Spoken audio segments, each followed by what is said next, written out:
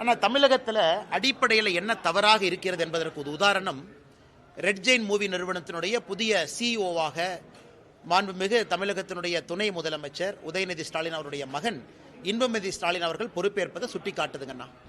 இன்னைக்கு பத்திரிகை துறையில் நீங்கள் நின்றுட்டு இருக்கிறீங்கண்ணா.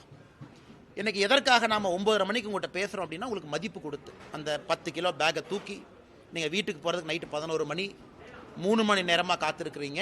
ஏன்னா நீங்கள் சம்பாதிக்கக்கூடிய 20,000 30,000 40,000 உழைத்து சம்பாதிக்கிறீங்க. ஆனால் ஒரு குடும்பத்தில் எதையும் செய்யாமல் பையன் ஃபுட்பாலுக்காக ஸ்பெயினுக்கு அனுப்பணும், அங்கே போய் ஃபுட்பால் விளையாண்டாரு. அரசியலுக்கு 3 பேரும் சொன்னது தான். ஸ்டாலின் ஐயாவும் சொன்னது நான் அரசியலுக்கு வரமாட்டேன், உதயநிதி சொன்னது அரசியலுக்கு வரமாட்டேன் உதயநிதி அவங்க, எனக்கு இன்பநிதி அவங்க சம்பந்தமே இல்லைன்னு சொன்னவங்கள. இந்த நிறுவனமே ஒரு குளறுபடி இருக்கக்கூடிய நிறுவனம். இந்த நிறுவனத்தை பொறுத்தவரை பணம் எப்படி வருது, பணம் எப்படி போகுதுன்னு யாருக்குமே தெரியாது.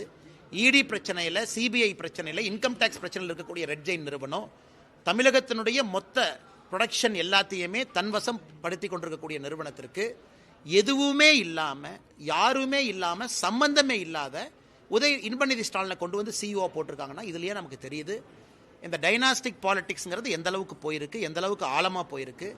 அதையெல்லாம் தாண்டி நீங்களும் நானும் என் குழந்தைய கஷ்டப்பட்டு படித்து வளர்த்தி சம்பாரித்து வாப்பான்னு சொல்கிறோம். ஆனால் ஆட்சியாளர்களுடைய குழந்தை சுகமாக எதுவும் செய்யாமல் நேரடியாக வந்து உட்கார்றாங்க. அதனால்தான் திரும்ப திரும்ப சொல்லுகின்றோம், அரசியல் மாறணும். அது அவருடைய தனிப்பட்ட விஷயம். பொதுப்படையாக சொல்வது இது தமிழகத்திற்கு அழகல்ல. ஆட்சியாளர்கள் தன்னுடைய குழந்தையை இது போல பேக்டோரில் கொண்டு வருவது அழகல்ல என்பது என்னுடைய தனிப்பட்ட பார்வைங்க.